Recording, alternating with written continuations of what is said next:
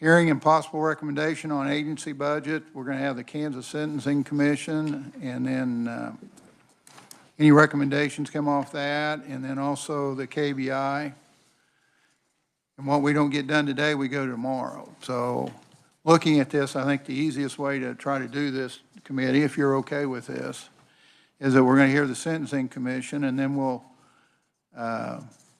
maybe stand and go ahead and work that one out, and then start in the KBI. That's kind of the process I think would work for everybody, I hope. So at this time, we'll open the hearing for the Kansas Sentencing Commission. And Nicole, we'd be happy to hear from you.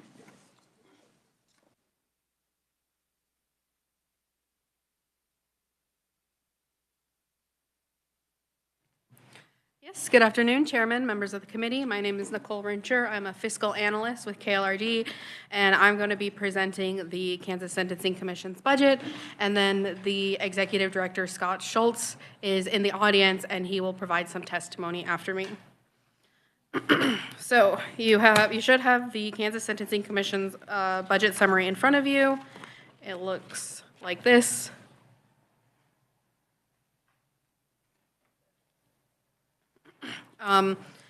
Just a very quick executive summary on the Sentencing Commission. They were created by the 1989 Legislature to develop a sentencing guideline model or grid based upon fairness and equity, and to provide a mechanism for linking justice and corrections policies. The Commission tracks and assesses sentencing impositions using statistical methodologies to develop prison population projections and legislative impacts to interested parties. So the Commission also administers the Substance Abuse Treatment Program created by the 2003 Legislature in Senate Bill 123. So therefore, the agency has two programs within its within the agency. The administration program that makes the sentencing guidelines, as well as assesses, monitors, and reports the impacts of those guidelines to policymakers and the legislature. And then the Substance Abuse Treatment Program, which implements and administers and evaluates the prison alternative mandatory drug treatment, sentencing, and diversion programs for nonviolent drug offenders. We're going to go ahead and get right into fiscal year 26 analysis. So that's going to be on page 9. Some of those earlier pages kind of just provide more like a high-level view of, 10-year expenditure history, and then kind of a more deep dive into the different categories of expenditures if you wanted to take a look more maybe where some of those increases and decreases are in specific classifications. But for fiscal year 26, the 2025 Senate Bill 125 approved amount without the reappropriations was $13.5 million. There were reappropriations of $2.6 million. The agency themselves lapsed around 50,000. So there was a total then with that lapse, a total of $16 million. There was an additional agency adjustment of a little under 50,000 for a total agency revised estimate of 15.9 or just under $16 million.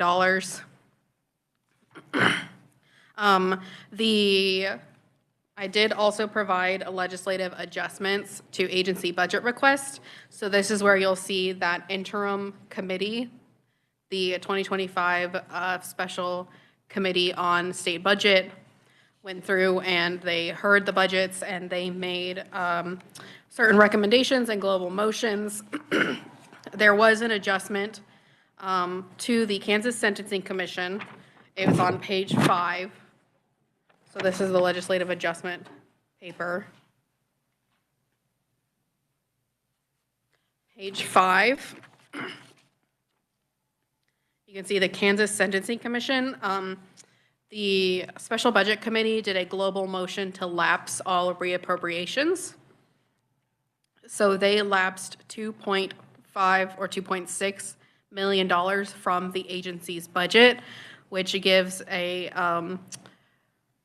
final recommendation of $13.4 million for fiscal year '26. It looks, I will just say, it looks a little weird on the legislative adjustment page because it looks like they've added back funding. They have not. That's just because the agency themselves lapsed that funding. And so in order to not double lapse the funding, it just had to be, look like it's being added back so that they lapse the appropriate amount. Are there any questions for fiscal year '26? I know I went through that kind of quickly.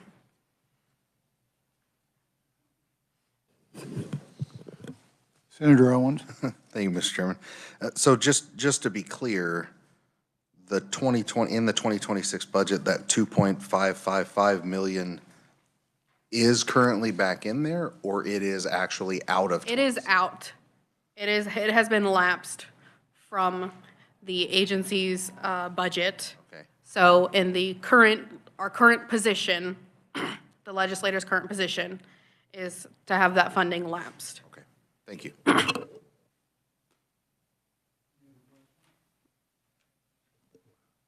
Okay, proceed. Fiscal year '27, the 2025 approved amount without reappropriations was $13.5 million. The agency had requests included an increase of 14,166, including a little under 14,000 SGF. Increase is largely due to increases in health insurance rates and an anticipated increase in contractual services and capital outlay for contract renewals occurring in fiscal year '27. The agency anticipates continuing a multi-year contract with Carleon Behavioral Health to maintain provider payment systems and with Domo Inc. to maintain the electronic journal entry system. This was also in fiscal year '26, but it did not show up in the, does not show up as a major increase in the agency's budget because they were using reappropriated funds to pay for that. And then this increase is partially offset by a decrease in expenditures and other assistance as the agency continues to monitor the impact of legislative changes, changing reimbursement rates, and the addition of medication-assisted treatment funding. Are there any questions? Committee, we got any questions on that? Okay, anything else, Nicole? So with the legislative adjustment fiscal year '27, there were no adjustments to the Sentencing Commission's budget. Okay. Okay, thank you very much. Would the agency want to come up and say anything? Welcome to committee. Mr. Chair, good afternoon. Scott Schultz, the Executive Director with the Sentencing Commission. On behalf of the 17-member commission, we have pleasure to be here with you today. You're getting justice for lunch between the KBI and the Sentencing Commission. We're happy to provide that to you. I don't have too much on mine, and as usual, Nicole did a fantastic job in explaining part of the, as you, those of you that have been around a while know, the majority of our budget are pass-through funds that we do for the Senate Bill 123 program. And so the millions of dollars that you see there are going to the 58 providers in the 100 and some locations that we have, 137 locations we have throughout the state.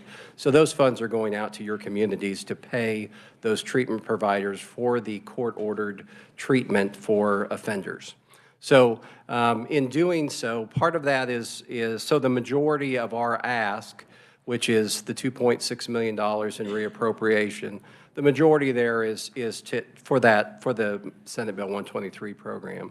What I will tell you is the changes that we've had in the last year that have occurred is that to remain competitive with providers, we've had to increase our reimbursement rates.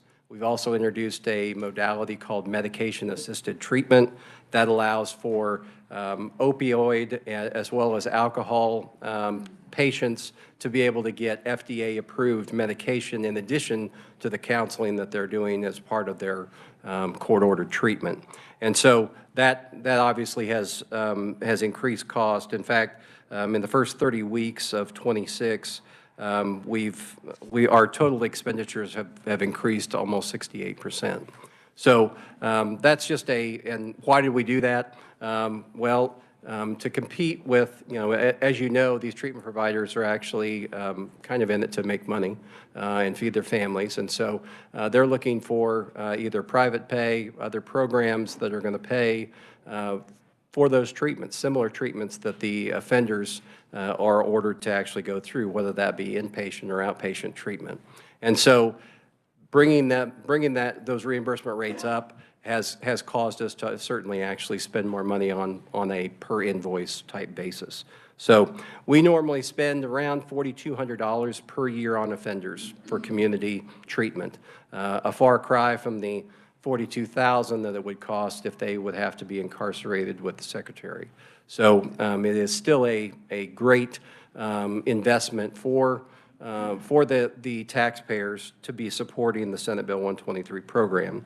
We've increased, with the legislature's blessings, we've increased this program 3 times since 2018 to cover more people, widen the net for those folks that are in the throes of addiction. So what I can tell you from an expenditure standpoint, the reason why we're wanting this reappropriation is because the main, most of that 2.3 or so is for the 123 program.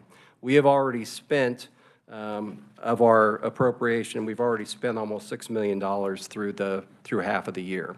So that basically says, if we don't get the reappropriation, we will run out of money by the end of the year. Spring is usually, and you can see on my second attachment, from 2025, we basically did projections as to what that would look like. Spring, obviously, there was an increase that we'll see as far as provider payments and those type of things. So we will, the statute requires us to pay for this program. And so we will be out of money if we don't have those reappropriated funds. So that's the long and the short of it. Obviously, page 9 of your budget document that talks about the reappropriations is essentially spot on as to what we're requesting.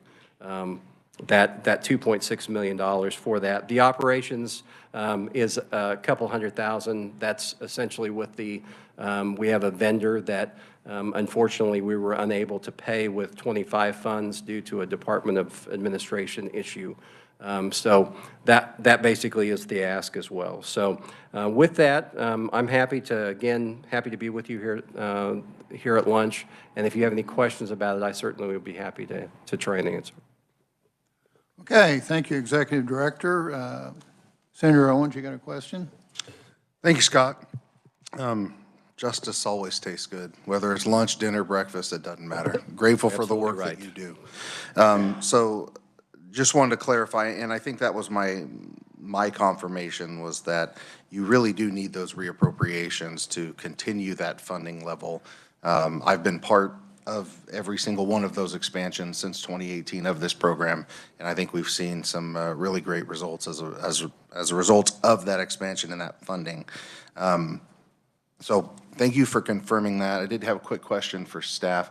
So the lapses that were done, all of the reappropriation lapses that we did in the legislative budget, the special committee on legislative budget, those are all 26 lapses, right?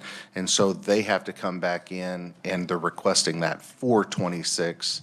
That would then carry into 27.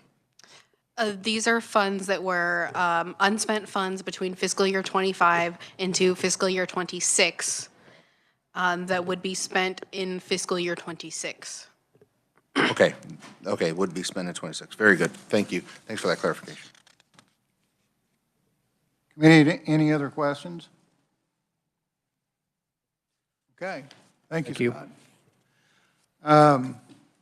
I have a motion when you're ready, Mr. Chairman. Okay, yeah, because I'm thinking this is easy enough and no big ass in here.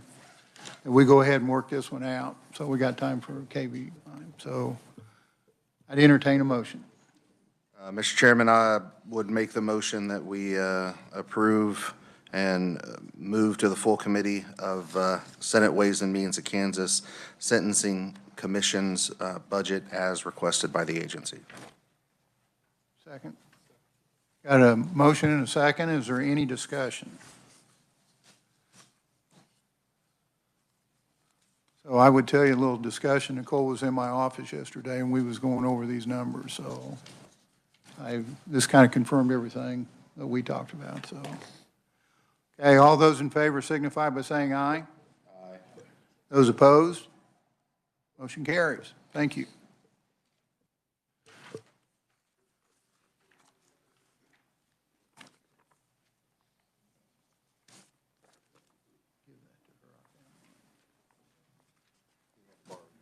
Yeah, I couldn't find it.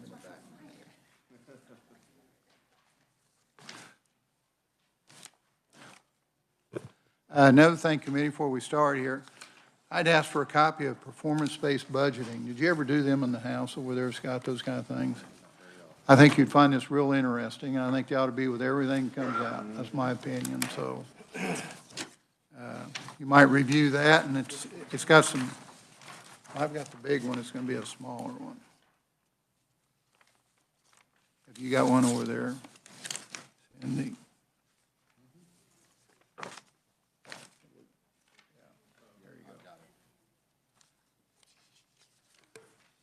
I've noticed over time that there's a lot of time and effort put in these things, and it's something that we should be looking at. So that's why it was put there to start with, so. Okay, next on the agenda, we are going to have the Kansas Bureau of Investigation and Mr. Kyle Anderson, KLRD, Budget Analyst. Kyle, welcome to committee. Good lunch hour, everybody. I am Kyle Anderson, fiscal analyst for the KLRD, and we are going to start by talking about the KBI budget summary. And I believe the agency is going to have some testimony for you afterwards. For a short rundown on page 1, the snapshot of the budget percentage that the KBI accounts for is in the 2 pie charts at the bottom. So you can see it's roughly 5 to 6% for the 2 years. The approved budget from SB 125 last year was for $45.5 million, SGF, and $59.9 million, all funds. And the agency's revised request does not alter the SGF numbers, but increases the all funds numbers about $2.3 million. And then in fiscal year 2027, there is roughly a $2 million SGF increase to $47.5 million. And the fiscal year 27 all funds numbers stays fairly close to static with the revised 26 estimate at $62.6 million.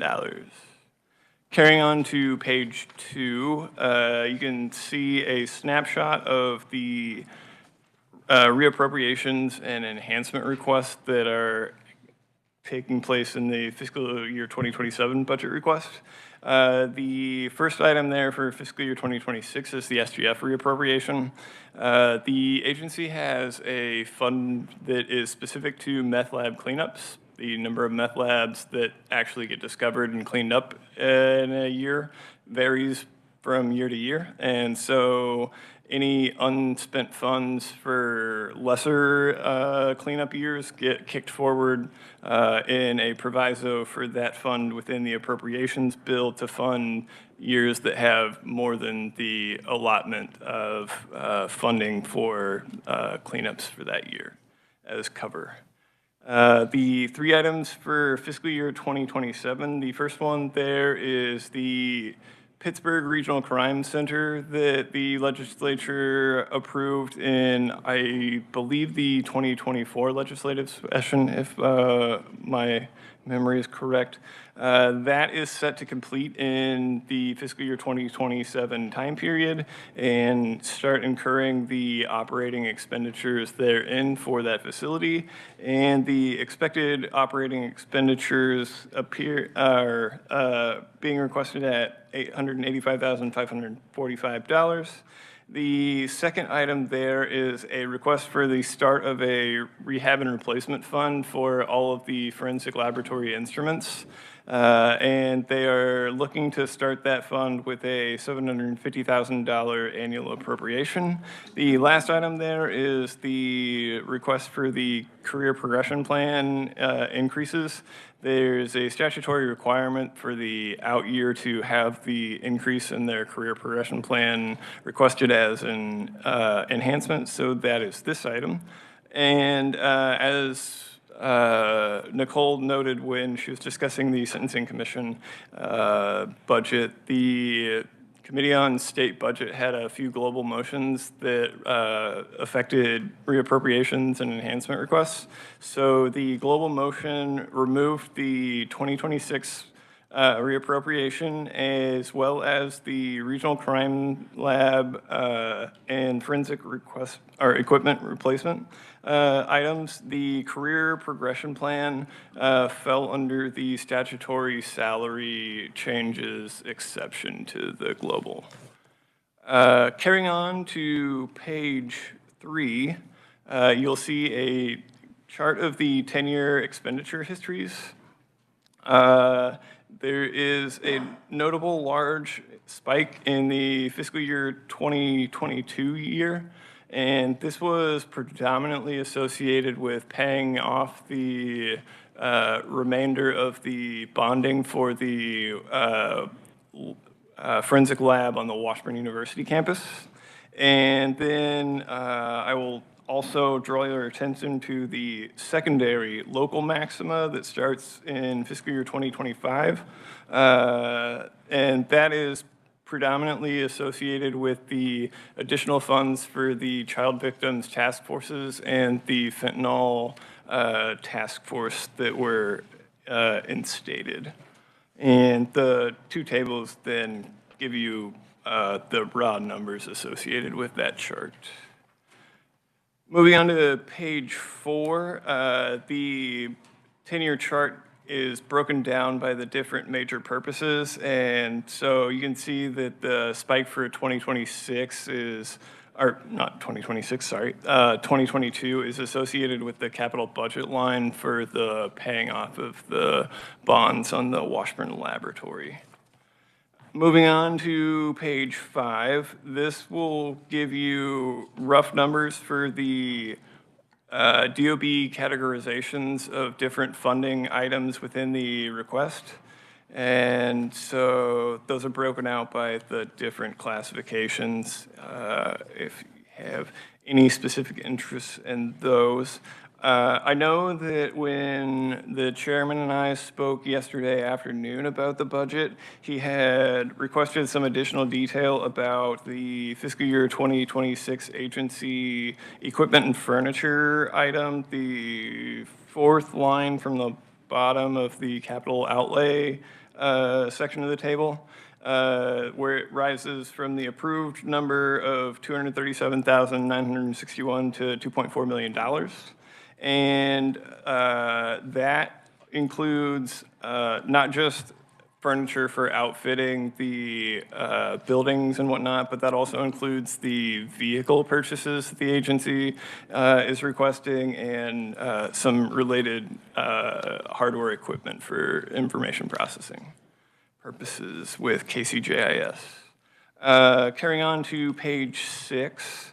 The state aid, other assistance, and capital budget distribution and expenditure items are shown. The primary capital budget item is an annual $300,000 rehabilitation and repair entry, and so the actual numbers are just the adjustment from the actual expenditure of that allotment. And then the next page, page 7, provides the expenditures by the different programs of the agency. Moving on to page 8, those expenditures are broken down by the funds in the top table. And the table at the bottom is a snapshot of the fund balance and expenditures for the record check fee fund in September. The record check fee fund is where the background check funds for the private businesses and whatnot that conduct a background inspection of employees and things like that go to help fund the expenses of those background checks and whatnot. So carrying on to page 9, I believe it is, begins the FY 2026 analysis for the agency. So the first line item there, item number 1, is the actual approved budget from SB 125 for last legislative session. Item number 2 there is the meth lab reappropriation that we briefly discussed to provide for the variance in meth lab expenditures from year to year. Item number 3 is a request for $1.2 million in professional and scientific equipment. And that includes $840,530 of SGF funding. And the agency is looking to replace some instruments in the forensic lab division, 2 gas chromatograph mass spectrometers, a gas chromatograph flame ionization detector, and a toxicology comparison microscope. Item number 4 on page 10 is passenger cars, a request for $1 million. The agency replaces vehicles after they mileage out at 150,000 miles, roughly. And they have a series of vehicles that they're looking to replace that have reached that threshold. And there's also an additional vehicle for an accident with a deer that totaled that vehicle that they are looking to replace. Item number 5 is general services contracts for an increase of $717,793, and that includes $450,636 SGF, and that is to complete the 3rd phase of the renovation of the Great Bend facility for the chemistry group in the previous Latin Prince space. Item number 6 is the ks.gov firewall replacement, and the agency's revised request is for $361,450, and they are relinquishing $135,500 of SGF in that funding to arrange how they're funding that particular item using less SGF funding. The next item, item number 7, is contractual services for the KCJIS and IT program, and that's an all funds increase of $282,124 with a decrease of $169,882 in SGF. As with the previous firewall replacement item, the decrease in SGF is just a rearrangement of funds where they're now using less SGF funding than previously anticipated for that project. Item number 8 is the contractual services changes for the investigations branch, and that is an increase of $188,877 in SGF, and that is primarily for the expected onboarding costs for the incoming trooper or agent class. My apologies. Item number 9 is the Information Sciences Division contractual services. That's an increase of $176,379 in special revenue funds, and that is for getting the new staff up to speed on the National Criminal History Improvement Program grant systems that the agency has implemented. Item number 10 is scientific and professional supplies, reduction of $96,726, including $99,985 of SGF funding. And this is a result of the agency being able to use some stockpiles of materials primarily in the biology division. Item number 11 is a decrease of $1.4 million in salaries and wages, including $1.2 million in SGF. And this is primarily associated with vacancies that the agency has not yet filled with the current agent training class. Item number 12 is an Alder adjustments decrease of $66,969 with an increase of $188,595 SGF. And these are primarily associated with changes to the cellular communications contracts for the agency and recruiting services. Any questions for fiscal year 26? Committee, Senator Owens. Thank you, Mr. Chairman. Handful of questions come to mind. So as I'm looking at 2026, it appears overall they're lapsing some of their salaries and wages and in essence wanting to appropriate that to other areas and still leaving out a pretty flat budget. Am I understanding that correctly? Is that what we're seeing on 26? Mr. Chairman, so the lapse of funding for the salaries and wages will entirely remove that amount of money from the budget, so they wouldn't be able to use it for other purposes, if that answers your question. It does, but as I'm looking at this, they're lapsing it from the budget, but then adding other things. And so when I look at what we approved in SB 125 for 26 was 45,455. And then with their with the changes that they are requesting, the out and the in, we're still getting right back to the same number in their agency request for 26. Am I understanding that correctly? Mr. Chairman, in terms of the overall adjustments, yes, they do effectively return to the same SGF location as previous. Thank you very much. That was my point. I'll withhold other questions for whoever speaks on behalf of the agency. All right. Any other questions, committee, at this point? Okay. Kyle, continue. All right, so moving on to fiscal year 2027 budget. We're on the second from last page.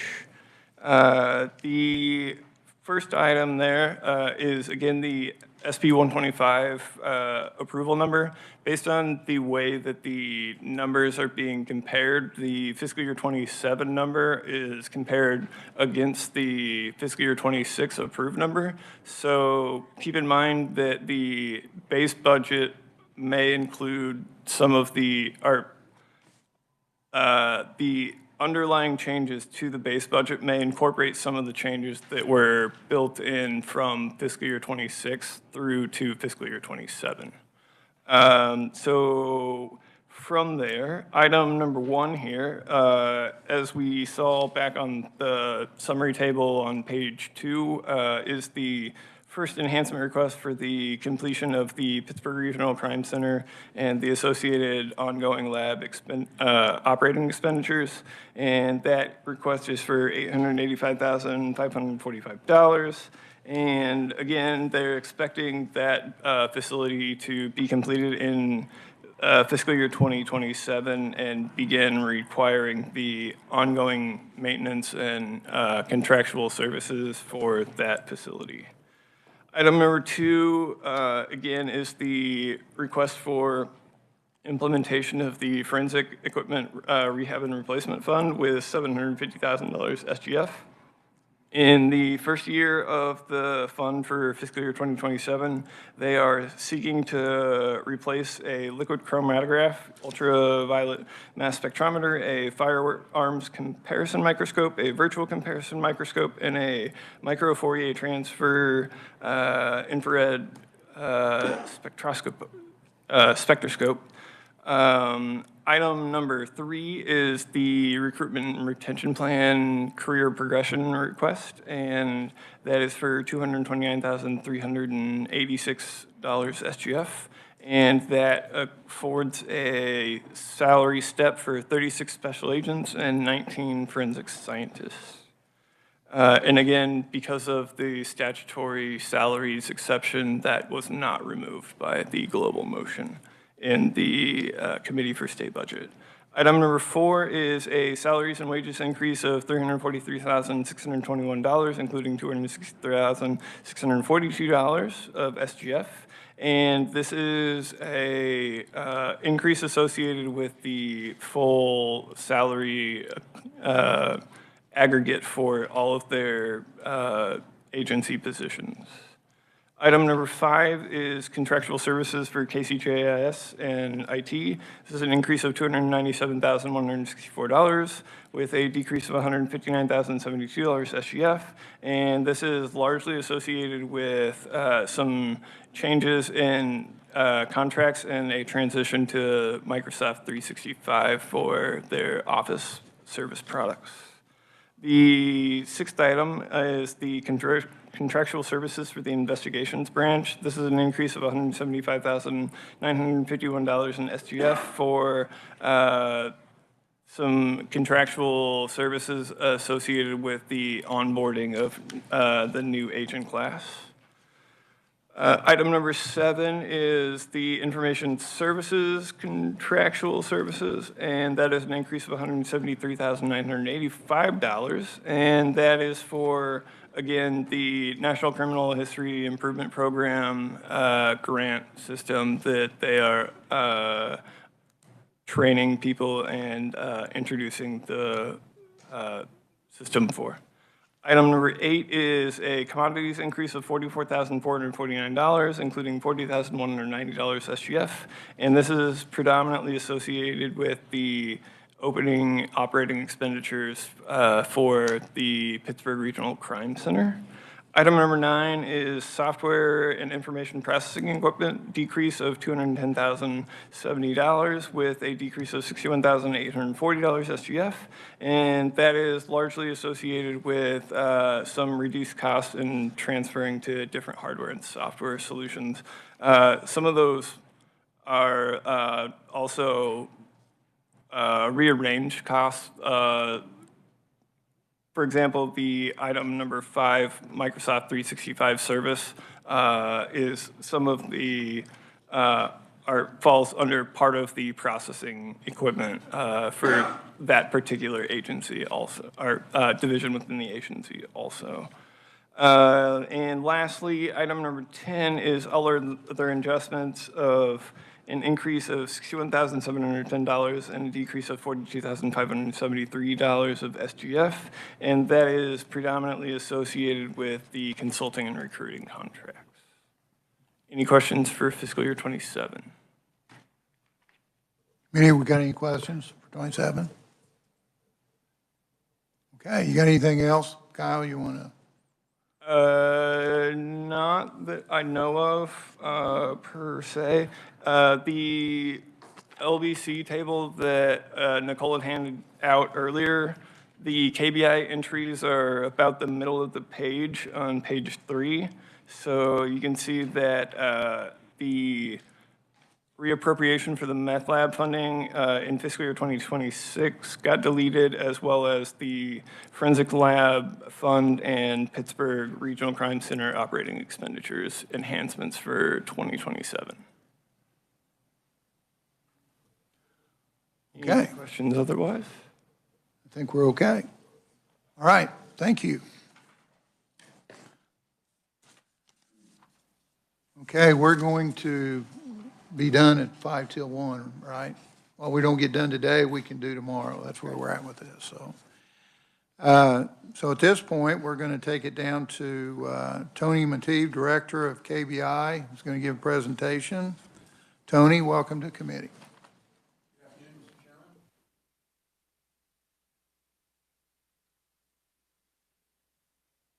Primarily, I came today to talk about our enhancement requests, just to give you, to fill in a little bit of context on those and explain.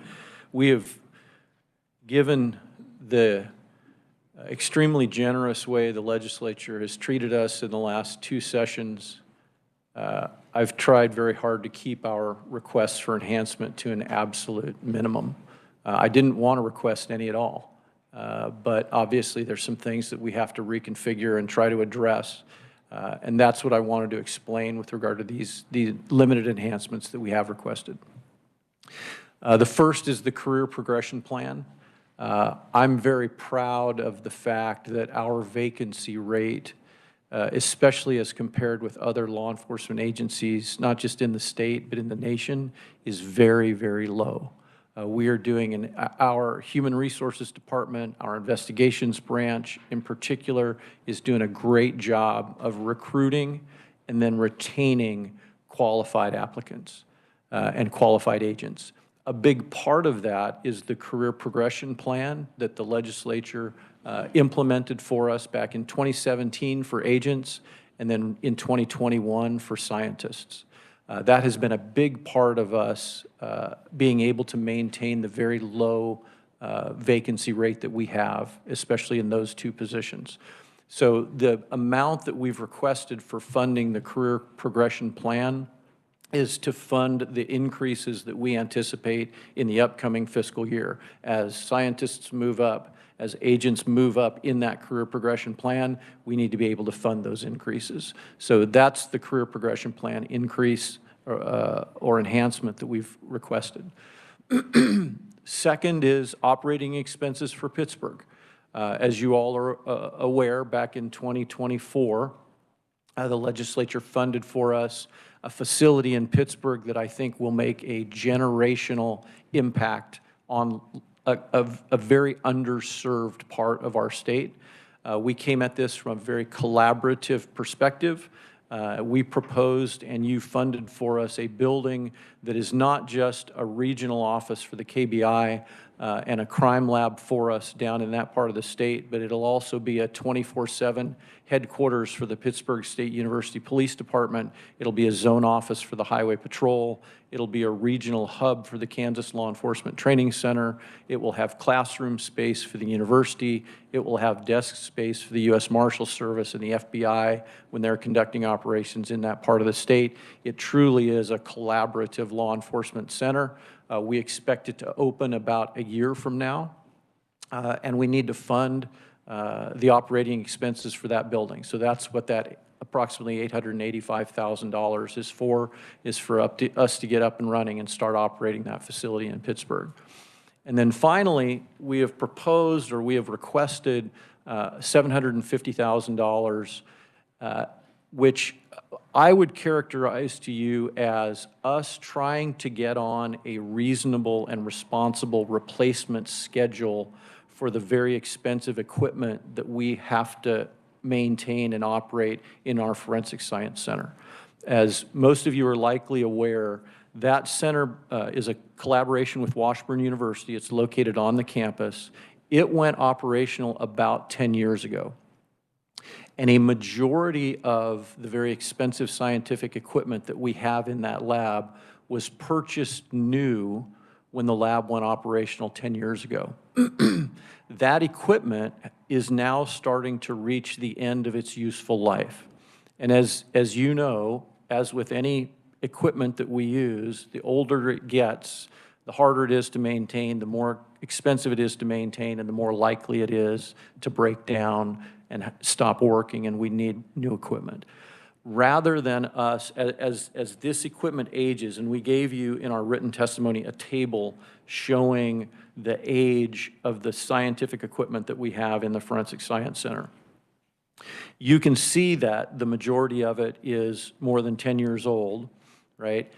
And rather than having to come in here with a request, and this is a number I'm making up, but rather than having to come in here with a request to replace $7 million worth of equipment, we have about $13 million in the lab. We think the better and more responsible approach is to enter into a replacement cycle, and we think that about $750,000 a year is the right way to do that rather than having a big spike in expenses as this equipment continues to age.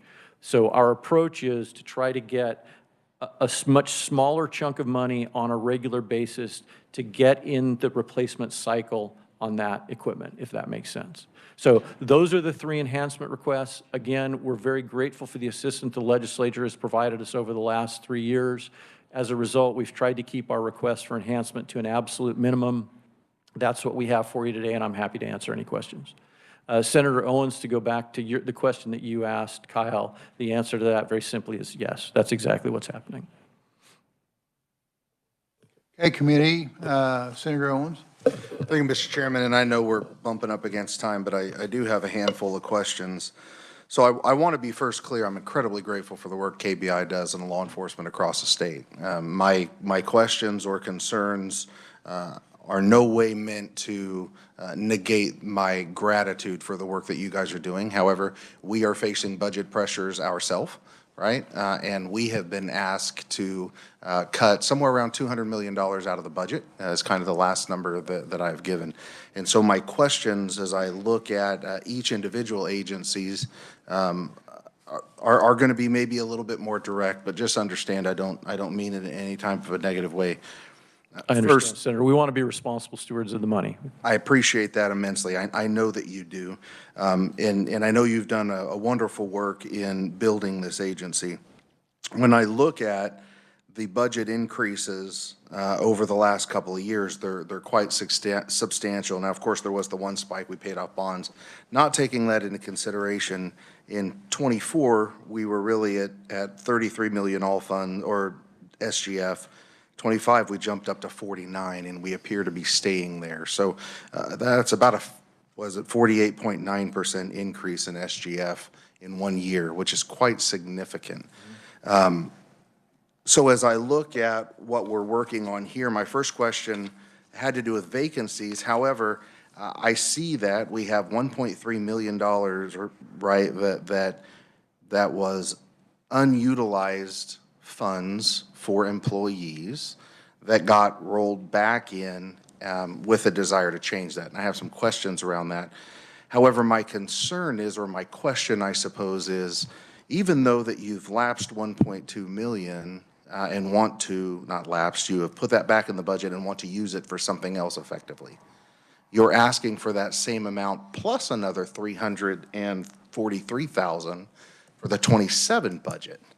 And so my concern or my question, I suppose, is around the justification for if you know you are giving up 1.2 in 26, you're then asking not only for that 1.2 back, but another 343 in 27. Help me make sense of that. We are being asked to do more every single day. As you know, the reason we were created was to be a resource for local law enforcement when they have situations that exceed their capacity. There are 428 law enforcement organizations in Kansas. 70% of them have 10 or fewer officers. 50% have 5 or fewer. When a small community has any sort of major event, we are typically who they call. I wish that we had the resources so that when that chief or that sheriff picked up the phone and called and asked us for help, I wish that every time they called and asked for help, we could say yes. But we don't. We can't say yes to every single request, so we have to prioritize. And our priorities are violent crime, public corruption, crimes against children, and organized criminal activity. We try to say yes to every request that we get in those areas, but we get many more. And a lot of those requests we try to say yes to also. But it's disturbing the number of times that we have to say no. Because that means that there's a law enforcement agency out there asking for help and we can't go help them. That's a problem for everybody in our state. So the more that we're asked to do, the more I come back here and make an argument to you that we're underfunded, we're under-resourced, we're understaffed. And you've been very responsive to us in funding the things that we've requested. We've requested things like 2 more child victim units. We had 1 in the Northeast. So the additional money that we've asked for, in part, has gone to establishing a child victim unit in the West region and in the Southeast region. So we now have a child victim unit in every one of our regions in the state. So every part of our state now is served by a child victim unit. A big chunk of our increase went to the fight against fentanyl. funding additional agents, analysts, and support infrastructure for our battle against fentanyl. The good news is we're seeing tangible results. Fentanyl availability is way down. The number of crimes against children and NCMEC tips, if you will, you know the insider language, Senator, those continue to rise. So we're being asked to do more with regard to investigation of crimes against children. Even though fentanyl availability is down and we think we've had tangible results in the fight against fentanyl, availability of meth is way up, and we're seeing a resurgence in cocaine. And we can talk about the details if you want to. I know we don't have time to get into it, but the basic answer to your question, Senator, is we continue to be asked to do more. We want to do more because we think it's to everybody's benefit. Unfortunately, there is a resulting increase in expenses. I think at this point, since it's 5 till, I got some questions too. Okay. Could you come back tomorrow? Tell me what time and I'll be here. It'll be 12 o'clock and you're it, and we're going to get in and out of here. So this will give us some time to look at some stuff too. See you tomorrow at noon. Okay, can I just really quickly with the, because we're already on this point. Go ahead. You're absolutely right. Your requests for service are up. The demand is up. I'm not concerned about that. I'm talking about people, because what you're telling me with your 26 budget request is that we overfunded you for salaries and wages by 1.2 million. That's what you said. So you're allowing that to come back, and then you're asking us to reutilize that for another purpose. Justify for me, and feel free to answer this tomorrow, justify for me why the 1.5 you're now asking for next year, I won't be back in the same position with 1.2 being lapsed next year and your request to utilize it somewhere else. That's what we'll start with tomorrow, Senator. Thank you. Thank you very much. Thank you. Okay, committee, thank you very much, and we will adjourn till 12 o'clock tomorrow, same room. Thank you.